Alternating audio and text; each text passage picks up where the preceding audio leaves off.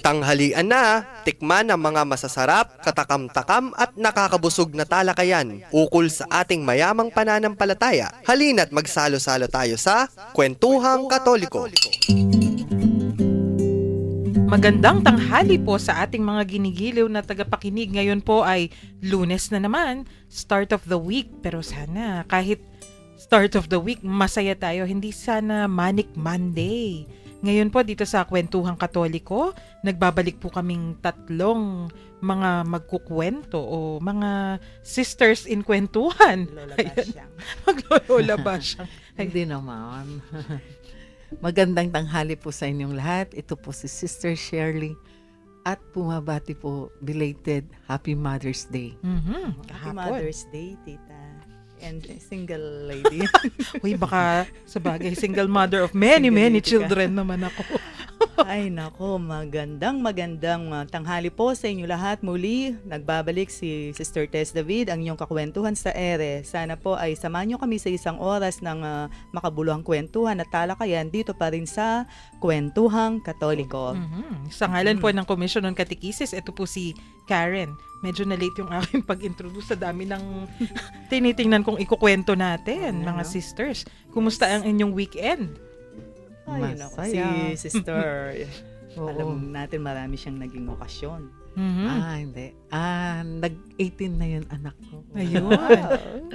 Kaya feel yung pagka-Mother's Day kahapon. Oo nga, grabe no. O, ikaw, Sister Tess, anong ginawa mo sa Mother's Day? Actually, sa bahay lang kami at mas feel ko sa bahay pag Sunday. Oo nga. Kahapon lumabas kami hindi kami nag-celebrate ng mami ko ng Mother's Day kasi hindi namin talaga sineselebrate yung tawag niya. Pang mall lang daw. Usually yung family. Kasi matanda na yung mami ko, hindi na nila inabutan yung mga ganyang holiday. Bagong uso yung mga yan. Pang mall talaga. Pang mall daw yan. Pero may kailangan kasi kaming gawin sa labas. Grabe, punong-puno yung mga restaurant, yung mga mall. Sabi ko, tama yung mami ko. Buong pamilya kasi kasama dyan eh. Oo, pero ano naman ngayon, di ba? Month of May. So the whole May, month of mothers yan. Kasi di ba, month of our Blessed Mother. Magkakaroon naman tayo ng episode ngayong buwan na to ukol sa ating inang mahal, si Mother Mary. Kaya stay tuned lang po kayo, mga kakwentuhan. Kasama po yan sa ating pag-uusapan. Pero ngayong araw na ito, may ikukwento ako sa inyo na mainit-init pa, kagabi lang ito eh. Sige, share mo nga sa amin. Ayan. Alam niyo ba kung sino po si Fidel Castro? Oo. Si tita, sino po si Fidel Castro? Na nagulat ako kagabi, nasa news. Siya ang presidenteng matagal na ng Cuba. Actually, tawag sa dictator, di ba? Opo. Oo. Parang nung tayo 20 years ng President Marcos, sila 1959 pa po pala si President Fidel Castro sa Cuba. Ano nangyari? Nasa Vatican siya kahapon. O yung mismong pagpunta niya sa Vatican, di ba nakakapagtaka na yon? Oo nga. Kasi communist yung Cuba. Anong ginawa doon? Anong ginawa Pinuntahan si Pope Francis. Himala. Kasi una nagpasalamat siya. Di ba recently, hindi natin alam, si Pope Francis pala ang tumulong para mag-negotiate yung US at Cuba para umayos yung diplomatic relations. Ano nga ba yung diplomatic relations? Bakit nga ba wala silang diplomatic relations beforehand? Yung history pala niyan, nung nagkaroon ng Cuban Revolution, mga 1959 nga yata, tapos na-invade din parang na-implicate yung US sa invasion ng Bay of Pigs. Sa Cuba yon. So, nagkaroon ng parang war between Cuba and the US. So, nag-cut off sila ng diplomatic relations. Walang, anong tawag dito? Hindi smooth.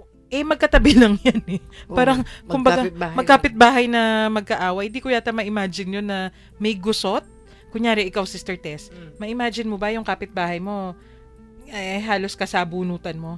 Ay, nako. Ayokong imagine ni sa guni-guni, ayokong isipin. Di ba hell yun? Kapitbahay ko eh. Hell yun, di ba? Yeah, of course. O, Katabi mo, ano lang yan, infierno. ha? Ayoko. Kumbaga, isang bahay lang yung pinag-uusapan natin. What more kung mga bansa, buong bansa. yung relations. Oo, 24/7 kang on toes. No? Oo, tita. Imagine, ano yung kailangan mong gawin? Siguro yung mga borders, nakapatrol forever. Di ba kaya nga yung mga may tumatakas from Cuba, pumupunta yata ng Miami, Oo. sa Florida. Lagi yung may issue eh. Oo. So, masigalot kumbaga yung kanilang relationship with each other diplomatically. Tapos, syempre, pag may ganyang mga sigalot, pati yung trade Naapektuhan. affected. Damay yan. Oo. Imagine, anong bansa ba yung may self-sufficiency sa lahat? Wala, di ba? Wala. Kailangan may import, may export. Oo. Yan. Si Sister Shirley, alam yan. Sa accounting, di ba? Yung sa economics, alam yan. Kapag may bara sa isang part ng relations, Oo. magsasuffer. Imagine kung walang asukal, walang... ano yung mangyayari sa population? Pero ang tagal na yan eh. Mahabang sigalot na relasyon. Until recently, this year lang yata, biglang in-announce ni President Obama, okay na daw, magkakaroon na sila ng diplomatic relations with Cuba. At saka, ang kagandahan nito, yung si Fidel Castro, siya yung president ng Cuba. So, siya na mismo yung nag-initiate para puntahan mismo ang Papa. Yes, ayun nga. Parang milagro na Ayun. sentro ng ating pananampalataya ang Oo. kanyang pupuntahan. Oo, tama. Ayun, kaya hindi kita na-text kagabi, Sister Tess, kasi nagulantang ako sa balita. Imagine, sabi ko parang, what? Si Fidel Castro pumunta ng Vatican. Kasi nagpapasalamat nga siya kasi umayos yung relations between the US and Cuba. Pero hindi yun yung major news eh. Yung news dito na lahat ng news agencies, lahat ng kumbaga instruments ng Vatican iniladlad, ibinalita kagabi sa social networks. Sabi daw ni Fidel Castro, pag if he continues to speak this way, ibig sabihin si Pope Francis, 'di ba? Oh. Babalik daw siya sa Katolisismo. Oh. Yun yung Good news talaga. no? good news, 'di ba? Pero hindi pa yun eh. Hindi pa Ano naman ba? nangyayari kasi, 'di ba? Ay, Malay mo, oo. mahaba. I mean, pag bumalik na siya, dun yung news. Pero sabi daw niya, pag punta daw ni Pope Francis sa Cuba, I think this month or next month. Malapit na eh. Sabi daw niya, pag punta niya doon, magsisimba daw siya and I shall be very satisfied. Yun. Tapos, may kaibigan daw siya na pare eh. Sinabihan daw niya yung pare. Bata pa yata yung paring yun. Dominican priest daw siya. Sabi daw niya, Fray Beto. Parang ganun yata yung pangalan nung pare. Kung ikaw at ako, sabi daw niya, I have been going to Mass far longer than you have been saying Mass. At sabi daw niya, kung yun yung babalikan niya, he will be very satisfied na si Santo Papa daw yung magmimisa. Oh my goodness, sabi ko. Napakalaki ng role talaga ng ating Pope, no, para maibalik yung mga mananampalataya sa ating Panginoon. Magandang halimbawa si President Fidel Castro ng Cuba. Oo nga eh, sabi ko hindi naman siguro politika lang yung pinagsasabi niyang yan. Hindi lang naman siguro press release kasi Hindi naman pwedeng press release lang eh. Nandoon siya eh. Opo. At saka nasa yung Vatican. at saka yung tawag dito, yung motive mismo ni Fidel Castro, the President of Cuba, tungkol sa kung paano pwedeng mapanatili yung kapayapaan sa mismong kasigulot. Ang tawag dito, yung bansa na kung saan mayroong silang sigalot. So, malaking bagay yun. Ay, sorry. Raul, yung president, sorry, Fidel ako ng Fidel. Ay, yung Fidel yung yung nag-resign na, 'di ba? Si Raul yung si kapatid Raul. niya.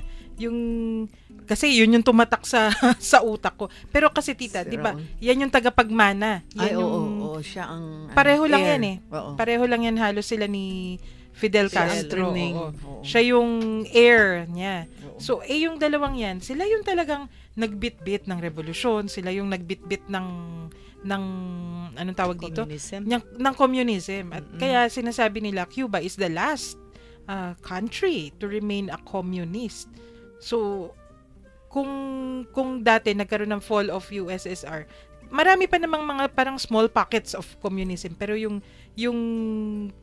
malaking bansa na may tumatayo na communist, sila yan kaya actually yan, parang issue yan sa United Nations. Napaka pero ano nga ba yung kinalaman sa ating kwentuhan ngayong araw na Ngayon ito? ko lang nalaman na siya, dating Katoliko. Hmm. At least Nag-convert yung, siya. pag nag-convert, usually, kung magko-convert yung head, marami yung susunod. Yun. Yun ang importante. Mag-track down yun sa mga tao. Opo. So, yun. Pero yung talaga sa aking naka-call attention, agaw pansin. Sabi ko, ayan, yung hunger for the sacraments, hunger to come back to the church. Kitang-kita, yun yung pinag-uusapan natin, Oo di ba? nga, no? Mula how many weeks ago na yung sinimula natin on the sacraments. Kasi kung tutusin, hindi naman pwedeng sa isang upuan lang matatapos natin Oo. What more yung mga witnessing pa ng mga lahat ng mga taong kilala natin or yung mga pwede pa natin. Kagaya niyan, no? There's a tendency talaga na babalik siya sa pagiging Katoliko. Oo, mahirap talagang tapusin. 2,000 years yung history. History. natin, eh. Tama. Kumbaga, kung anong tinuro ng Holy Spirit sa atin for all those years. Oo. Konti-konti natin ini-imbue sa religion natin, di ba? Oo nga. Hindi Pero, ganun kadali. napakainit ng pagtanggap siguro pag babalikan natin. Kailangan nating Sabaybayan yayain natin yung yan, no? ating mga listeners para sumali sa ating kwentuhan ngayong araw na to. Okay, so kung gusto po ninyong makibahagi sa ating talakayan ngayon, huwag po kayong mag-atubili na mag-text sa mga text line numbers natin. Sa mga smart subscribers, 0918-351-8282, 0918-351-8282. At para naman po sa mga Globe subscribers, 0917-363-3738. 0917-363-3738. Babalikan po namin kayo at i-text ninyo habang tayo'y nakikinig sa isang magandang tugtugin.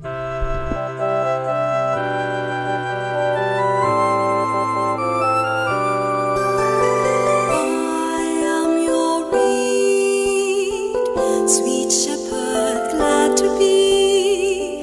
Now if you will, breathe out your joy in me and make bright song, or fill me with the soft moan of your love.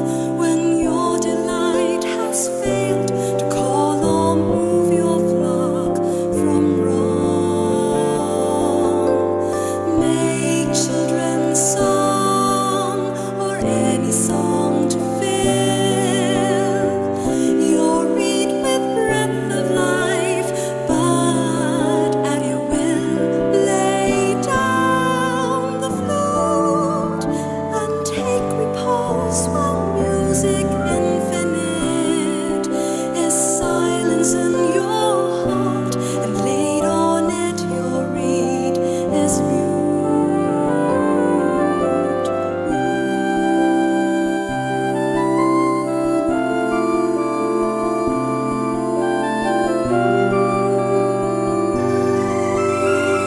I am your reed, sweet shepherd, glad to be.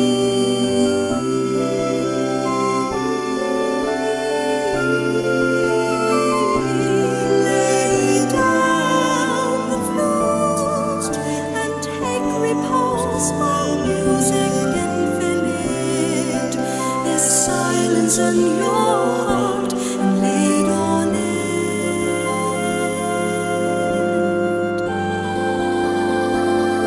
your reed is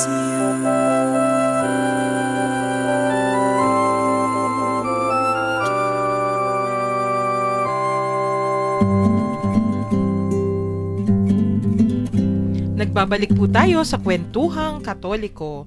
dito pa rin sa 91.9 Bright FM. Pinag-uusapan pa rin po natin yung hunger for the sacraments. Yung kanina, yung pinag-uusapan natin si President Raul Castro ng Cuba. Magbabalik loob daw. In-announce pa talaga, Tita, Sister Tess, no? Oo, Kumbaga to the international media. Kaya masisingil talaga yan pag hindi niya ginawa na At nagsimba saka talagang siya. challenge sa kanya yun, di ba? Imagine, sa media na i-announce niya yan. So, definitely, talagang ipupush niya yan. Yun nga ano yung sinasabi kasi natin dating-dati pa na bakit nga ba hindi sapat na kunwari, yun, if they are being good, kunyari, if 'di ba may mga kwentong buhay na naaalala ko, on their own, yung mga tao, maayos naman yung pamumuhay, they're being good, they're being hindi nananakit, walang piniperwisyo, pero parang may kulang. May kulang, oo. Tapos pag tiningnan mo, Tita, ano yung kulang? Usually, yun hunger for God talaga.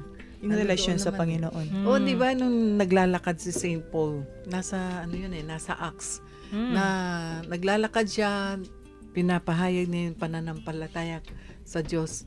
Nakarating siya sa isang lugar, meron siya nakitang isang altar to the unknown God ang nakasulat doon. So talagang tao para sa Diyos dahil galing sa Diyos. Opo. So hinahanap natin talaga yon. Yung- Kaya lang hindi lang natin ma-express kung walang magtuturo sa atin. Tsaka kung walang gagabay sa atin, kagaya halimbawa, kumbaga we are being empowered by the Holy Spirit of God. Kung talagang walang mangunguna sa ating mga Christians, sa ating mga Katoliko, talagang kahit na uhaw tayo sa larangan ng ating pananampalataya, kung walang mangunguna upang ipaalam ito, para bang malaking kakulangan talaga sa ating mga mananampalataya, hindi po ba? Oo, sabi nga sa Biblia, apart from me, you can do nothing. Sabi niya sa Totoo John. yun. Very John true. 15:5. Actually, may puwang talaga sila para dyan sa unknown God na sinasabi ni Tita Shirley nung unang panahon pa. Kasi yung mga Griego pala, sila yung may mga, tsaka umabot yata ng Romans Oo. yung unknown God. Kaya tingnan mo, wala pang Christianity, pero meron na silang ganon. Oo. Kay San Lucas din yan may kwento, mga, di ba, may mga legends about Saint Luke. Di ba si Saint Luke kasi, ano yan Greek. Hindi siya Hudyo. Oo. Tapos talagang lumaki pala siya. There is an unknown God na talagang kinikilala. So yun, yung sabi mo, Sister Tess, talagang may hunger, may anong tawag dito, mo? yung tayo ay gutom sa larangan ng pananampalataya. Hindi ko mo kasi nasa relihiyong Katoliko tayo, we are being sufficed, no? Talagang kumpleto na yung buhay natin unless, sabi nga, talagang walang, kagaya ng sinabi mo, Tita, walang katapusan yung paghanap natin sa Panginoon. At, Oo, kahit na sabihin mong Katoliko ka, kung hindi mo naman pag-aaralan, kung ano ba yung pagka-Katoliko natin, Opo. parang wala lang, di ba? Simba ka dumadaan lang, lang. parang Dumadaan bigay na mo lang. parang hangin. Oo, parang binigay ko naman yung obligasyon ko isang oras. Parang utang na loob pa ng Diyos na nagsimba. Kunwari, nagsimba ka. Hindi mo Opo. naman, di ba? Oo. Madalas, ganun po yung nangyayari. Oo. Binigay ko naman yung oras ko sa Panginoon. Oo, Ay, parang- okay na yun. Something like that. Bayad na ako. Hindi naman ganun Pero alam natin hindi Hindi sapat yung tayo Hindi lang. sapat. Kaya ramdam naman yan, 'di ba? Yung may mga taong medyo napalayo ng konti sa pananampalataya. Pero alam nyo, ramdam yan kwento yung mga OFWs, 'di ba? Ay, oo. Kapag napunta sila sa areas na hindi masyadong walang simbahan o O yung bawal ang... bawal magsimba. Oo, bawal ang ibang relihiyon. No? Sa Middle East, ganun Opo, yun opo.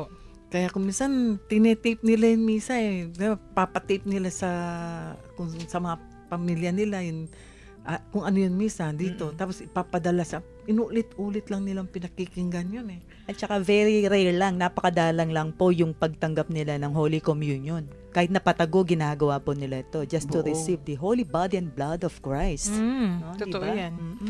Na risk na ikukulong ka. Opo. Di ba? Kaya nga, 'di ba, underground pa rin yung simbahan hanggang sa panahong ito sa maraming bansa. Oo. Tapos ramdam na ramdam mo talaga, yung isa nagkwento sa akin. Pag nandun daw sila, dun sa Middle East yan may specific area na hindi talaga tanggap pa. Sabi niya, Oo. Diyos ko, pag umabot sa araw ng linggo, parang gusto ko nang magsisigaw. Kasi iba daw yung Naghahanap sila eh. pakiramdam. Tapos yung hunger for the sacraments talaga. Mm-mm. Ako, naramdaman ko yun. Nung nandun din ako. Yung lagi kong kinukwento, di ba? Oo. Naku, magsisimula kasi yung worship services sa synagogue. Sa Hudyo naman yung mga kasama, Fridays. Sasama naman ako. Hindi naman bawal sa atin yun eh. Oh, yun ang basic natin. Yun yung basic ng yung pinagmulan Umpisan. natin. Katoliko, oo. Pero pag abot ng linggo, halos i-cover to cover ko yung Biblia pero kulang pa rin. Kasi iba eh. Iba yung may Iba yung, sacrifice. oo. Iba yung talagang nandun ka minisa, sa oo. Eucharistia. Ay, nako. Isa nga ang kinakalungkot natin, di ba? Sasabihin nila, lumipat sila ng reliyon, tapos sasabihin, kasi doon, binabasa namin yung Biblia. Ang hindi nila alam, mas binabasa sa Katoliko yan, di ba? May Old Testament tayong first reading, may New Testament tayo, may Salmo, may Gospel pa tayo. Ano pa naman ang hinahanap nila? Hindi sila nakikinig. Kumpleto sa Ricardo. Yun ang Kumbaga problema. nga nasa harapan na nila. Lumilingon pa sila sa magkabila nila at saka sa likuran. Nasa harapan na nga They just don't see it. Baka naman kailangan kasi kung minsan mas malalim na pagkilala o mas personal na pagkilala yung hinihingi pag sinasabi nila yan. Kasi kung minsan, admit it, kung nasa simbahan ka na napakaraming tao, kung minsan madidistract ka nga naman. distracted So ka. ano yung dapat gawin pag ganun? Alamin po kung ano yung readings for the day. Day. Kunyari, kung Sunday. Bago ka pumasok ng simbahan, basahin mo muna. Oo, So, may reading guide naman tayo, Oo. libre naman yun Opo. eh. nga eh. Libre Oo, naman yun. pwede ka Pwedeng naman hingin. humingin yun. At saka kung talagang tawag dito, kung talagang i-welcome mo lang yung pananampalataya natin. Ako, ngayon nga yung may nagbibigay bang tita, yung mga guides sa mass, everyday mass. Oo. Tapos, bago ka magsimba before Sunday, babasahin mo na yung gospel, yung mga readings, kahit na paano, pag nandun ka na tapos may mga magte-text pa kung ano yung gospel, o at saka yung gospel Tama. reflection, at least kahit na paano, makatutulong iyon during the Sunday Mass. Oo, lalo na kung yung simbahan mo, hindi maganda yung audio niya, yung Oo. microphone, yung sound Basag system niya. or tunog lata. Oo, yung tawag kung nila. nabasa mo na bago ka nagsimba, kahit o kaya sa TV, di ba? Opo, yan. Sa Oo, TV. At least narinig mo ng maayos. Pag simba mo, yun, klaro na. Klaro talaga. Tapos i-explain pa ng pare yun. Maraming paraan kung gusto lang natin talaga. Oo. Anuhin siguro, ipakilala natin yung Oo. iba't ibang paraan kung paano maaring lumapit sa o mas intindihin yung salita ng Diyos. Kung yung sa araw-araw, kunyari Mondays to Fridays, pwede silang makinig sa ating isa pang programa, di ba? Yung Barkadahan kay Kristo. Tuwing 6 to 7 in the evenings, Mondays through Fridays.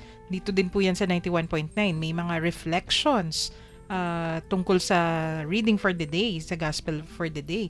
Pero meron din yan sa TV. Tapos pag linggo, kung minsan, alam ko may Saturday evenings, kung minsan anticipated na yung Misa yung nun. mga Saturday. misa. Oo. Kung minsan, hindi ko lang mahuli. Pero alam ko meron yan sa TV kung minsan. So, yun. Sinisimulan na. So, ibig sabihin talaga, balikan natin si President Fidel Castro ng Cuba. Hindi ba? Si Raul. I mean, sorry. Kasalanan ko yan. Tawag dito. Si Raul Castro, no? So, yun nga, kung there will come a time na gusto niya magpa-convert or bumalik muli loob, sa ating revert, pananampalataya, no? Ay, convert. So, ibig sabihin, kumbaga, siya na rin mismo yung sasalamin sa bawat mananampalataya na talagang kailangan mayroong magtuturo, mayroong mag-guide para kumbaga mahimok yung marami na balikan o bumalik sa ating pananampalataya. Kailangan talaga yung mga may nagtuturo. Oo nga. No? Ayun, bilib nga ako kasi siya mismo yung nagkwento May kaibigan daw siyang pare. Di ba sa communist countries? Kasi pag sinabing communist, walang Diyos. Wala talaga. Sana walang pare. Walang pare. Pero may kaibigan daw siyang pare. Oh, because may tinatago siyang pare doon. Yon, tita. Kaya ako napahanap ng lahat ng balita kagabi kasi sabi ko, what? May kaibigan siyang pare. At Imagine, kausap niya. Oo, Ang tanong ko lang, bakit walang kumokontra sa kanya? Siguradong alam ng kanyang mga yung mga Superiors. Oo. Sino yung kaibigan? Yung mga mismong tawag dito, yung mga yung komunidad Cubans. niya. Oo. Baka mga sila rin Cubans. secret. Oo, baka hindi lang Imagine. sila hayag. Oo, baka secret. Maaari. Oo. Kasi kita mo naman may fall of the Soviet Union na. Kumbaga, bumagsak na yung model Oo. Sila lang talaga yung matigas na nagpupumilit na itayo pa yung bandila ng komunismo. Oo. Sa Bandila China ng nga, walang Diyos. accepted talaga na hindi mo maalis yung faith sa tao. Yun. Kaya nga gumawa sila ng government control na Catholic na hindi naman talaga naka-connected sa Vatican. Pero, issue yun. Oo. Pero the mere fact na accepted nila, tanggap nila na yung tao talagang may pananampalataya.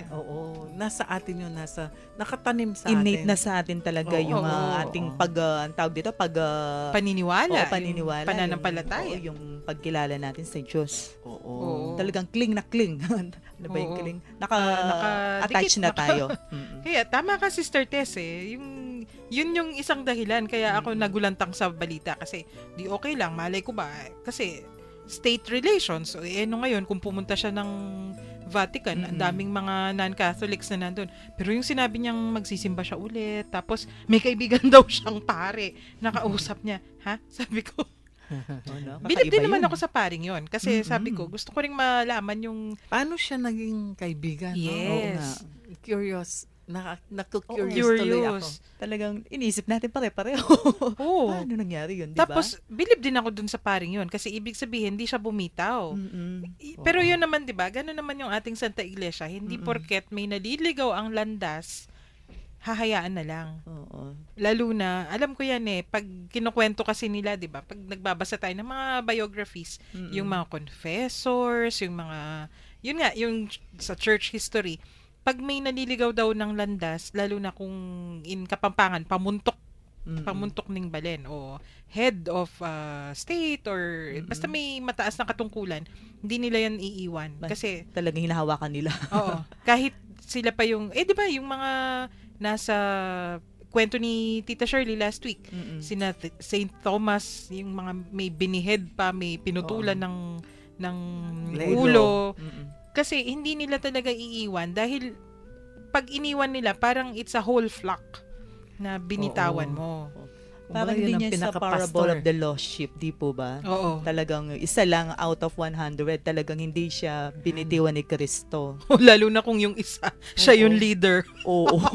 Parang ganun din sa yung sa mga tao. Oo, na hindi lang leader isa ng yung isang malulost. bansa. Oo. Buto hindi buong bansa. Buong flock malolost, kumbaga. Yun na nga sana, no? Pag nakabalik na siya, yun nakatago, lalabas na rin. Sa ayos gusto mo, may mga nakatagong Katoliko dyan Sigurado. Kahit na anong bansa. Opo, tita, lalo na, 'di ba kaya nga yung mga pumupunta ng Miami daw yung unang hinahanap nila kung minsan simbahan. Kasi mga Katoliko pa rin. Oo. Kahit anong mangyari, Katoliko pa rin sila. Kaya Yung mga Tumatawid. tumatawid doon.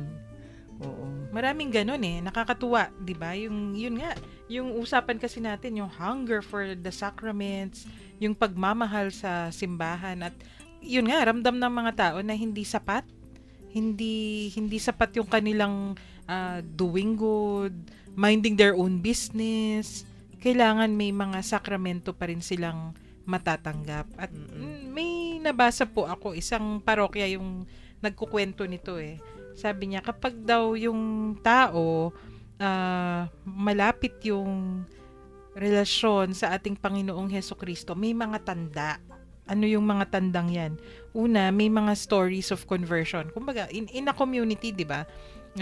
Dumadami yung mga taong pinag-aaralan, kung ano talaga yung pananampalataya nila. Tapos maraming nagpapabinyag. Oo. Kasi stories of conversion nga. Or conversion does not necessarily mean yung nagpapabinyag. Yung mga naliligaw ng landas. Na bumabalik. Tapos meron din yung mga more frequent and developing hunger for the sacraments. Yun paulit-ulit. Lalo na daw yung penance. Oo. Dumadami yung gustong mangumpisal. Oo. Nararamdaman yan. Yung mga parish priests, I'm sure. Oo, Ramdam yun lalo yan. na kung pag sinabi lang, 30 years na hindi nagkumpisal. Doon pumapasok yung gauge nila yun Oo. Tapos may mga gustong-gusto din naghahanap ng biblical Bible Bible studies. studies, Ay, yun ang ramdam gauge namin din. yan Oo. before. Kaya kami bumili ng sandamukal na Bibles in Kapampangan and English. Kasi yung yung dream namin noon sa ministry. Sana kapag may nanghiram ng Bible, hindi share. Yung may uupo, individual na babasahin. Ano yon? Demand yon. Sign din yon na tumataas o lumalapit yung relasyon ng community sa ating Panginoon. Tapos meron din daw yung growing comprehension of Catholic teaching. Ibig sabihin, yun, nakikialam na ano ba yung sabi ng simbahan tungkol dito. Nagtatanong na yung mga tao, ano ba yung sabi ng Santo Papa tungkol dito sa ganon. So, kumbaga, napupukaw na yung interest ng Yes. isang tao, ng isang mananampalataya tungkol sa kanyang pananampalataya. At gusto niya, lumalim pa yung kanyang pangunawa rito upang lalo niyang may-appreciate ang ating pananampalataya. Kung napapansin ninyo yung mga misa sa TV, halos na ngayon, katikisim ang dating, no? Yes, tita. Opo. Oo. Nakakatuwa naman. Oo, yung mga homilies, di ba? Oo. Katikisim ang dating. Kung saan pwedeng ma-reach out yung mga tao at madaling nila itong maintindihan at maunawaan. Dati kasi way of life lang. Opo. Kung paano mo sasabuhay. Pero ngayon talagang nililinaw nila. At least nakakatulong sa atin yun. Kung babalikan ko yung mga lumang-lumang, mahahalata yung panahon natin eh. Yung mga dati, pag yung homily, do's and don'ts halos yung dating eh. Gawin mo to, ito. Kaya ang gagawin tawag yan. sermon eh. Sermon. Oo. Pero ngayon tama po, mas katikisim yung dating. Tapos Sister Tess, kanina, yung pinakita mong may nag-text sa atin. Ay, oo. Yung nagre-request kung sana daw ibalik yung mga, ano yun? Ito Yung yata, ito. kasaysayan. Oo, so, Ukol sa simbahan. from 2137. Ay, regular texter yata natin yan. Maganda po yung mga topics ninyo sa Kwentuhang Katoliko. Sana ibalik po ninyo yung may kasaysayan ng ating pananampalataya. Madalang lang po kasi yung pag-usapan, sabi niya. So, yun. Kung may kagustuhan ng malaman, ng mas malaliman yung mga, church history, church teachings, magandang senyales yan.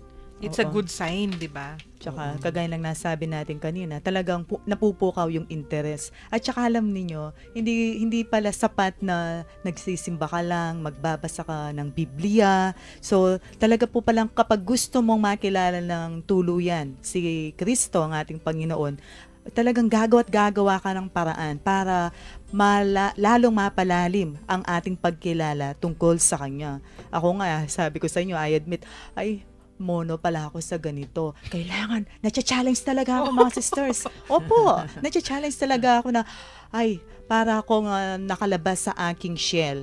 Kailangan pala, ganito ang gawin ko. Kailangan. Talagang nagpupumilit ako o talagang very challenging yung mga bagay na natutuklasan ko sa larangan ng ating pananampalataya ngayon. And I thank everyone, yung mga taong naging instrumento para ako ay lalo pang mapalalim sa larangan ng ating pananampalataya. Meron pa isang text. May isang texter. Ito sa tingin ko, 3576. I'm not sure kung si Brother Bongbing. Brother Bongbing Santing. Oo, sa Yes. Roma 10:15, ayon kay San Pablo, paano sila mananampalataya kung walang magtuturo sa kanila? Ibig sabihin po, kailangan ang tagapagturo para malaman ang 7 sakramento. God bless po, mga sister. Oo, Ay. dyan talaga pumapasok yan. Hindi natin pwedeng gawin na self-interpretation. Yes. Oo. Importante talaga na mayroong mga nangunguna sa atin para mag-aral, pag-aralang mabuti hanggang sa tuluyan itong ipalaganap sa mga kapwa nating mga Katoliko, no? Mga Oo nga. mananampalataya. Napaka-ano niyan yung very important yung ni-raise na issue ni Brother Bong na dapat may mga nagtuturo. Kaya nandyan, yan po yung primary role actually ng mga obispo. Di ba?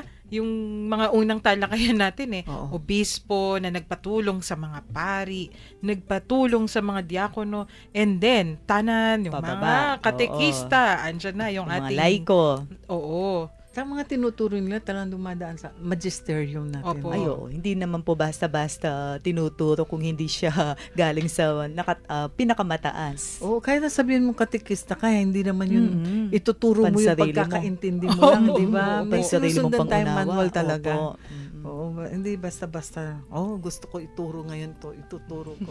Tsaka, hindi Oo. pwede yung literal na interpretation. Kailangan maraming tinitingnan nating basehan. Mhm. Ang ganda kasi pag tiningnan mo, yung, kaya nga Catholic yung tawag sa atin, di ba? Ano yung ibig sabihin ng Catholic? Universal. Universal. So, kung ano yung turo dito sa ating archdiocese, kahit saang diocese, Lupalop ng mundo ka man Oo. makarating, yun pa rin yun. oo, iisa lang yan kung ano yung tinuturo. Of course, may mga konting variation sa interpretation kung ano yung sitwasyon dun sa lugar na yun. Syempre, hindi ka naman pwedeng magkwento tungkol sa dagat kung nasa bundok ka. Kaya nga mayroon tayong sinasabi, enculturation eh. Oo, yun. Napakahalaga nun. Pero pag tiningnan mo yung buod, iisa Oo. Hindi naman talagang pwedeng palitan yung rito natin.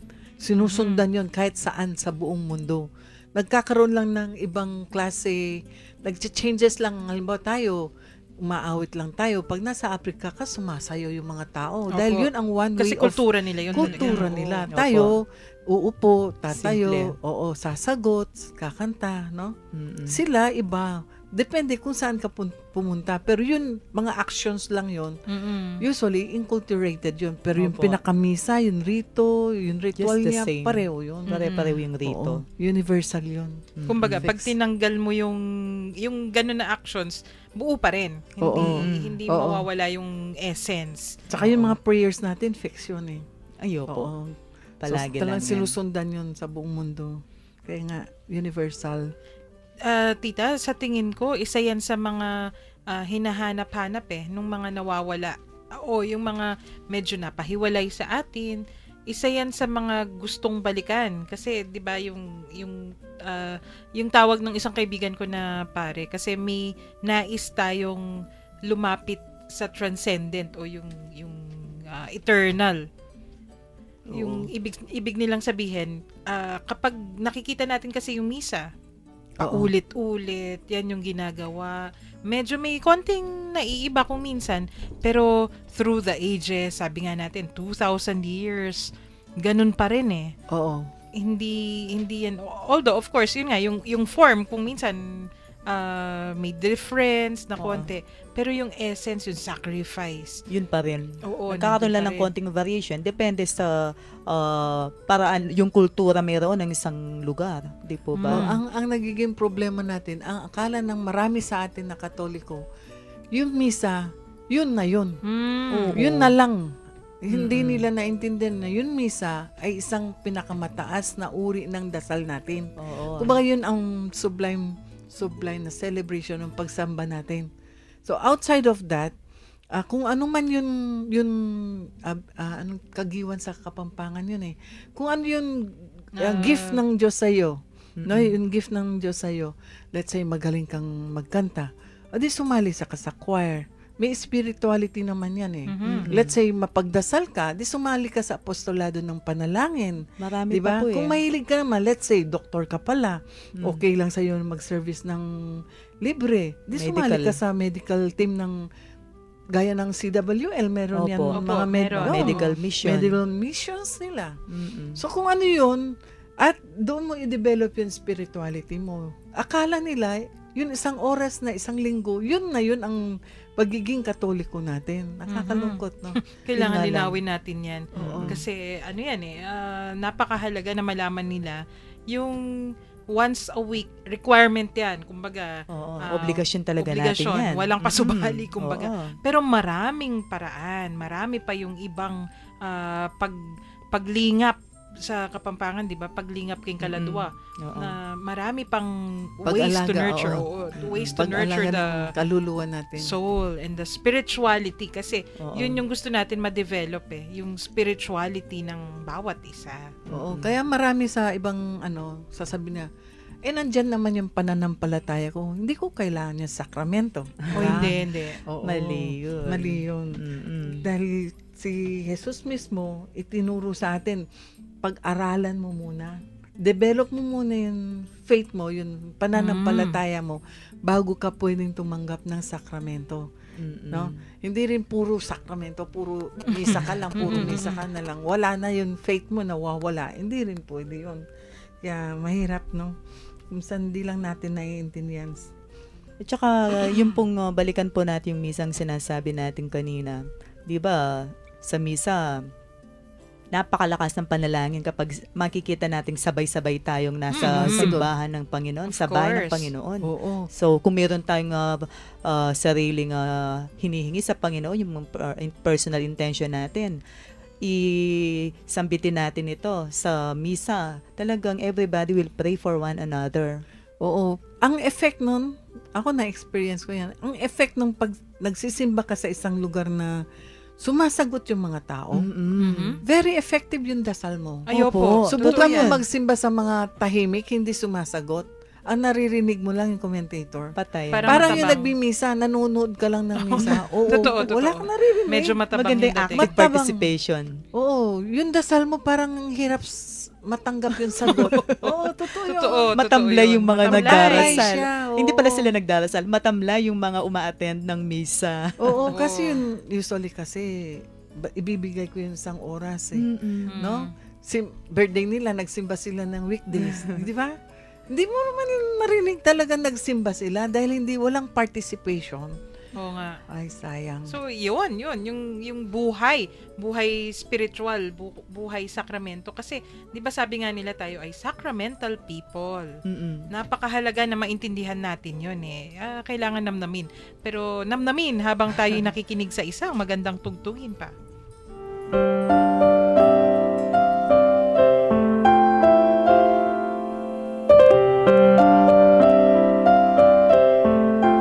Sikat ng umaga, buhos ng ulan, simoy ng dapit hapon, sinag ng buwan, batis na malinaw, dagat na bughaw,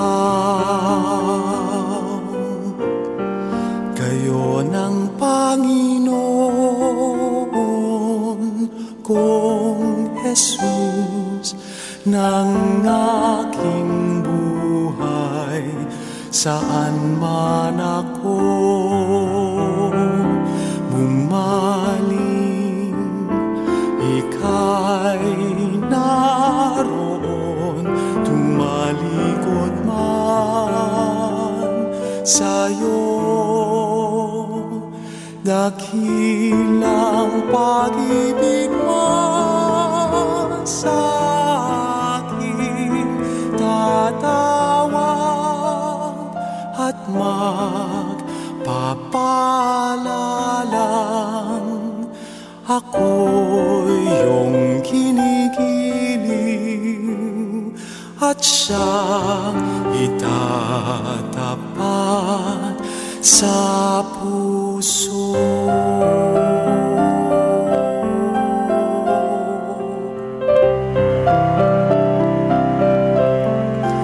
Tinig ng kaibigan, huyahin ng ina, pangarap ng ulila, bisig ng dukha, ilaw ng may takot, ginhawa ng aba, kayo ng Panginoon kong Jesus ng aking buhay, saan man ako bumaling.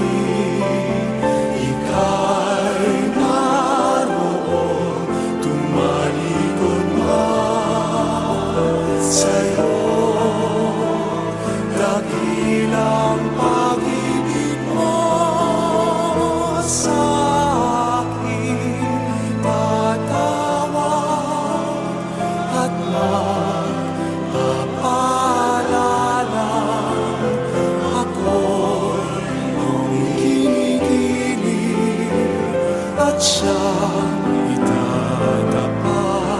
sa puso.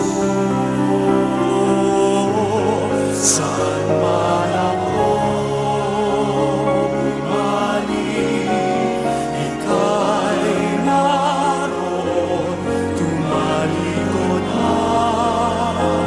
sa'yo. Dakilang pag-ibig mo sa akin, tatawag at magpapaalala. Ako'y iyong kinikilig at siyang itatapat sa puso.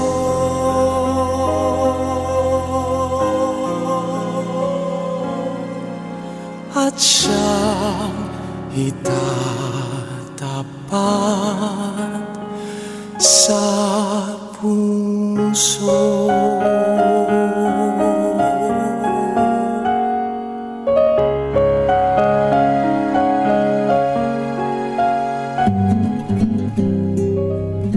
Nagbabalik po tayo dito pa rin sa Kwentuhang Katoliko sa 91.9 Bright FM, ang isa sa mga programa ng Archdiocesan Commission on Catechesis. Sister Tess, natatawa ka Yes. dyan? Parang may na-receive kang joke sa text? Actually, Share mo. Actually, gusto mo na mag-greet ni Brother Pong. Belated Happy Mother's Day. Sa amin lang mga Di ba? Single, Kasama din. ano din ako, Ang dami mother of niyang many children. Mother of many children, ha? Not Dakila biological. at bayani ina po kayo ng inyong mga anak. God bless pa inyong family. Mhm. From Brother Bongbing. And another text from him. Sabi po niya, may ibang mga Katoliko kapag sila ay aalis sa bahay para magsimba, sila ay buhay. Kapag nasa simbahan naman, sila po ay patay. Kasi po hindi sila sumasabay sa gawain sa loob ng simbahan. Tulad po ng mga sinabi niyo, sisters. Yan. Yun. Challenge yun sa atin. Pero di ba, yung napapansin ko kasi, kapag kunwari, tahimik yung congregation, yung mga nagsisimba. Pero pag ikaw, nagsimula kang sumagot at kumanta, yung katabi mo, susunod din yan. At saka, ikaw, tita, yung commentator, kapag ka masigla yung commentator, magdadala siya sa congregation. Do you agree? Not exactly. Kasi kung minsan commentator ka, ikaw ang sumasagot, ikaw na lang pinakikinggan. Nung minsan kasi naging experience ko, di inumpisa ko yung kanta. Noon may commentator pa kami, ngayon wala na kasi. So inumpisan ko yung kanta. Nung nagkakanta, sumagay yung congregation. Huminto ako, pinakinggan ko na lang sila. Ang ganda. Pero alam mo yung comment, ba't ka huminto? Sabi nila sa akin. Kasi buhay sila kapag meron silang buhay na sinusundan. Although, May koro sinusundan, naman eh. Actually, walang koro noon eh. Basta kung commentator yan siya na yun maglilid din ng kanta. Yung song leader na rin. Song leader na rin. So, nung huminto ako, kasi buhay na buhay yung kanta ng tao. So, ako nag-enjoy naman ako nakikinig sa kanila. Nung after the mass, sabi pa naman, bakit ka huminto? Sabi mo. Sa'yo, gusto mo sila yung magkanta. Sila yung mag-respond dun sa... Sila mag-respond. Actually, Mag-enjoy ka. di ba sa liturgy guide naman may sinasabi, kung ikaw ay commentator, dapat mag-lead ka lang. Hindi ikaw yung... Kumbaga, bibigay mo yung hudyat sa kanila. Hindi ka mag-show, kumbaga. Hindi ka magko-concert. So, kung kumakanta na yung mga tao, hihinaan mo na yung boses mo, hahayaan mo na sila. Ay, oo. Kasi may koro naman na pwedeng sabayan ng mga tao. Pag linggo, Kung walang may koro koro, kung kasi. wala. Pag weekday, commentator, siya yung siya lang. mag-lead. Song leader siya. Siya ng commentator, siya pa ang song leader. Ako naman, ewan ko ba kung bakit ganun. Pagka, tawag dito, pagka sa mass, talagang buhay na buhay. 'Di ba? Tapos yung iba, nakaganyan nga lang. Totoo yung sinabi ni Brother Bong na patay, yung ipapatay sa misa. Sana, hopefully, maging enthusiastic tayo pag nag-attend ng mass. Yung mga bata, kinukwento sa akin, kahit sabi nung isa, kahit hindi naman po ako pang-kantor, pero walang kumakanta, nilakasan ko po yung boses ko. Hindi naman po siguro masyadong sintonado.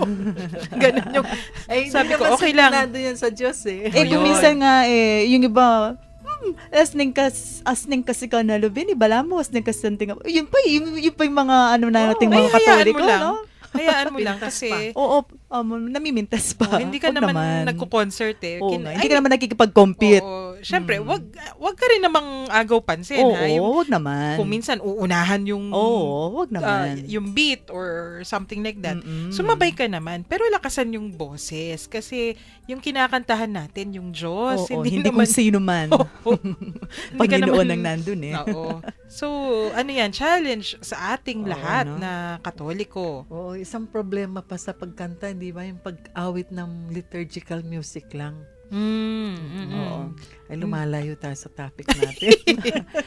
Pero siguro sa ganang ito, ipagdasal natin ang kongregasyon kapag nag-a-attend ng misa, sana maging lively talaga kung paano tayo lively sa ating pang-araw-araw na buhay. Nang sa gayon maging umayos lagi yung ating relasyon sa Panginoon. Ano naman, tita, dadaanan naman natin yung mga liturgical music na yan. Oo Kasi nga. nangako na si Father Joel sa atin na babalikan niya tayo. Oo. So, hinihintay namin yan, Father Joel. Oo. At si Among Jean, pinupush naman talaga si Father Joel. Incidentally, babalik si Among Jean yan. Kasi ikukwento sa atin yung ano yung San Fernando, ano yung feast day, ano yung, 'di ba? Kasi siya yung patron ng ating archdiocese din. So, bago mag-fiesta ng San Fernando, yayayain natin ulit si Monsignor Jean para magkwento. Ano nga ba sino ba si San Fernando at bakit siya nga ba yung patron ng buong archdiocese? Sana Aalamin natin mag-confirm yan. na yung mga ibang pari pang in-invite natin, Ay, no? opo. Ay, magko-confirm yan. Medyo may iba, busy lang daw ng konti, pero excited na rin silang makipagkwentuhan. Ay, salamat naman kung darami yung mga guest priests natin. Oo, mas surprise na lang yung ating mga listeners. One of these days, biglang may mga kasama na tayong naghahalakhakan na mga pare. Tsaka hindi lang tayo nag-enjoy kundi Oo, lumalawak yung lumalalim. ating Oo, lumalalim kaalaman, no? Yung ating pananampalataya sa Diyos. Yan ang importante diyan. Okay. Umabot na tayo sa oras ng ating pamamaalam muna, temporary goodbye. Babalik tayo bukas pero tapusin muna natin sa isang dasal. So, inaanyayahan po natin ang lahat na makiisa sa ating dasal sa oras na to. O God, who have taught the hearts of the faithful by the light of the Holy Spirit, grant that in the same Spirit we may be truly wise and ever rejoice in His consolation through our Lord Jesus Christ, your Son, who lives and reigns with you in the unity of the Holy Spirit, one God, forever and ever. Amen. Yan. Napakasaya ng ating episode. Sana yung mga susunod nating episodes, may malaman pa tayong mahahanap ng mga kwento, no, na pwede nating ibahagi sa ating mga listeners. Pero magpaalam na muna tayo, mga sisters. Maraming salamat po sa pakikinig ninyo. Hanggang bukas po. Ito po si Sister Shirley. God bless you and keep you. Sana naman pong oras ang lumipas sa ating talakayan at sana naman po kahit na paano ay nag-iwan po kami ng isang natatanging kaalaman sa araw na ito ng iyong pakikibahagi sa amin. Maraming salamat po muli, Sister Tess David, ang inyong kakwentuhan sa ere. Sa ngalan po ng Commission on Catechesis ng Archdiocese of San Fernando, ito po si Karen nagpapasalamat sa inyo sa pagsama at sa pakikisabay sa amin ngayong kwentuhang this afternoon. Salamat po.